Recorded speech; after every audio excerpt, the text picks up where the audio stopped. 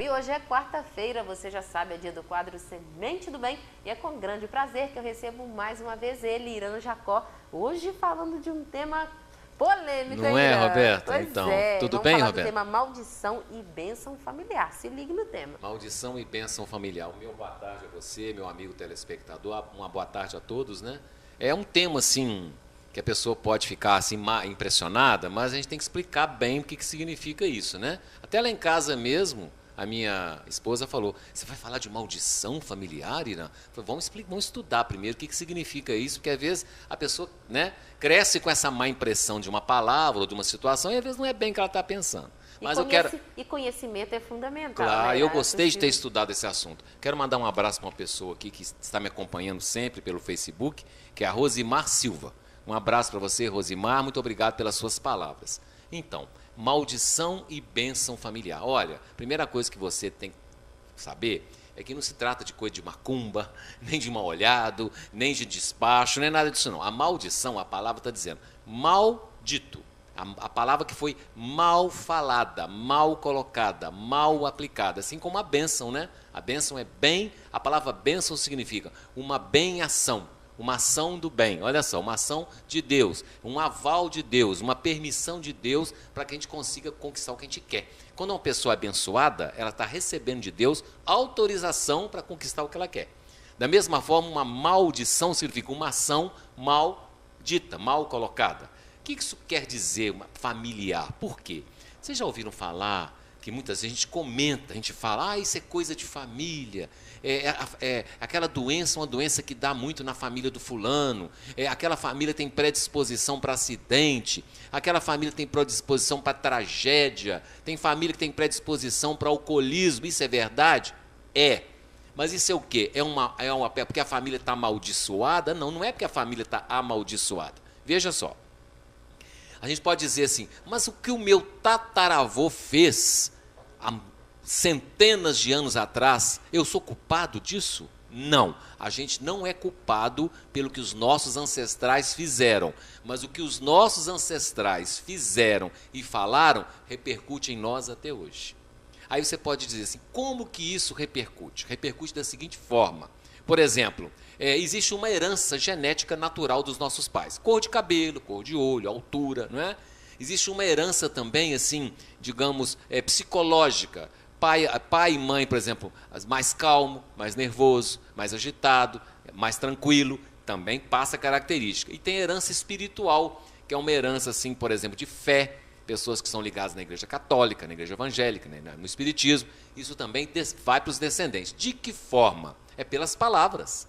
Por exemplo, uma pessoa já viu um pai falar para o filho assim, você é burro, você não vai dar nada nessa vida, você é um incompetente. Aí aquele menino gravou aquilo. Olha só, gravou na consciência dele. Quando ele for pai, ele não vai falar a mesma coisa, não estou dizendo que ele vai dizer a mesma coisa, mas aquelas palavras que estão dentro dele foram sementes mal ditas, colocadas dentro da sua consciência, dentro do seu pensamento, né? Até do seu inconsciente também, e que refletem na sucessão das descendências. Então, o que acontece na realidade dessas maldições é que são repetições de comportamento. Porque então não é porque a doença vai dar numa família, não.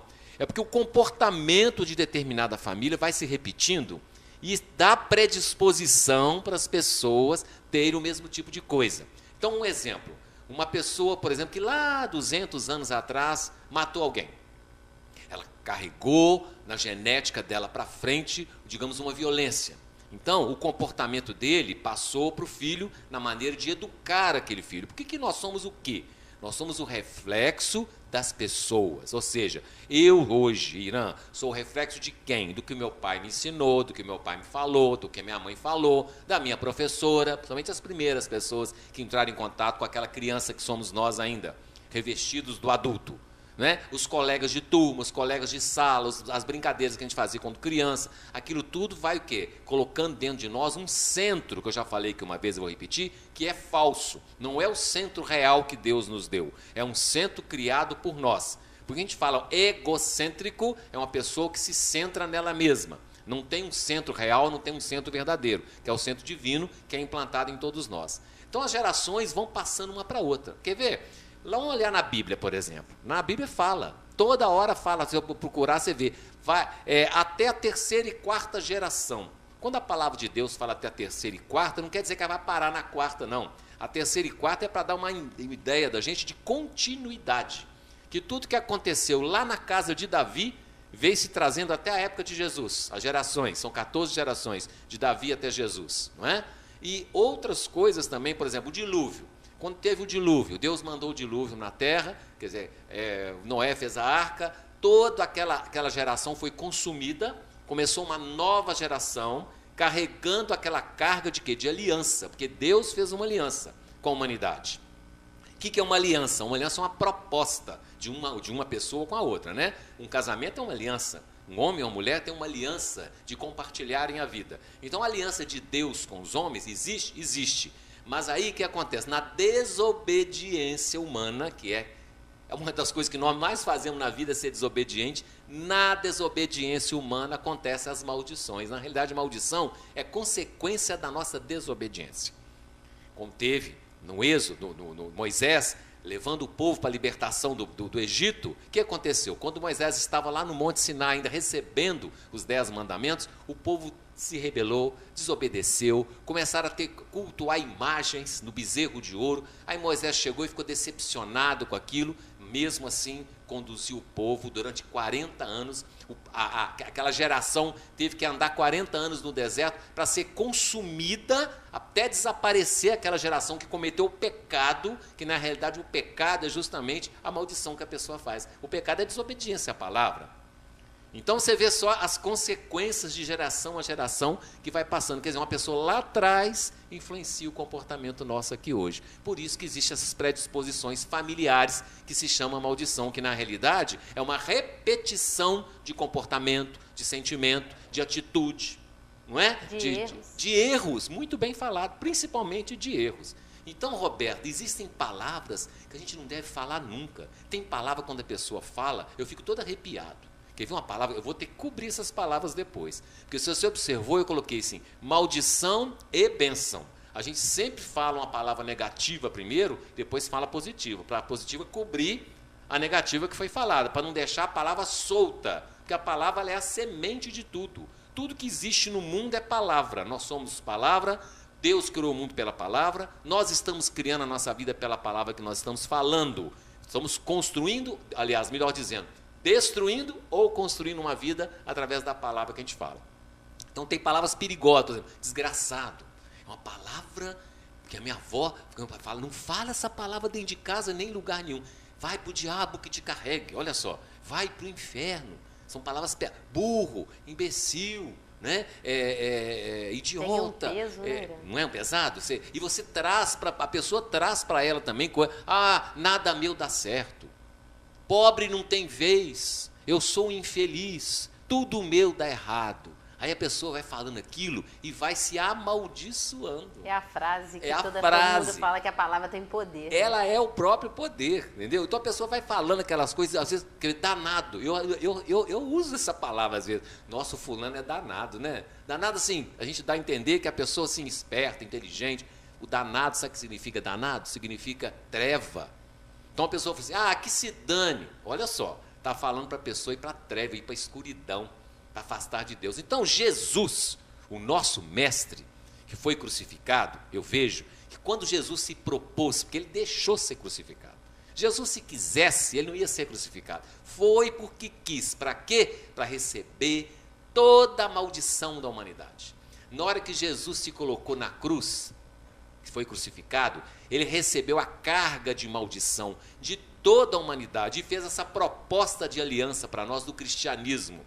Venha a mim os que estão cansados, que eu vos aliviarei, né? Eu sou o pão da vida. Quem vem a mim não terá fome, quem crê em mim não terá sede. E essas propostas todas. Mas cadê a nossa obediência? Onde está a nossa obediência de ser humano, de cristão verdadeiro? Então Jesus fez essa proposta para nós de receber a carga de todo o pecado da humanidade, de toda essa maldição que nós falamos da humanidade, trazendo a bênção para nós. A bênção dele quer dizer a sua ação do bem, a autorização para a gente poder ser feliz. Porque, na realidade, uma pessoa pode perguntar, como é que eu faço para quebrar, então, a maldição da minha família? É você dizer palavras positivas. Você dizer assim, estou livre. Essa palavra é muito importante. Sou livre da maldição da família. E isso é repetido todo dia, diariamente. Estou me livre, eu sou livre. Né? E você falando isso, estou me libertando. É pela palavra que você vai se libertando de comportamentos antigos que foram impregnados na genética da família. Com certeza. Então é um assunto muito profundo, um assunto muito sério, que merece o nosso respeito. E eu estou falando aqui procurando ser claro para as pessoas não entenderem errado o que a gente está falando, não é? O assunto é um assunto importante, científico. Eu já assisti uma palestra, inclusive, uma vez na Canção Nova, a respeito desse assunto que um padre fez, muito interessante. O padre Fábio de Mello já falou, inclusive, a respeito desse assunto, muito bem falado, inclusive. É a gente não dar mais autorização. A gente quebrar essa autorização da maldição na nossa vida.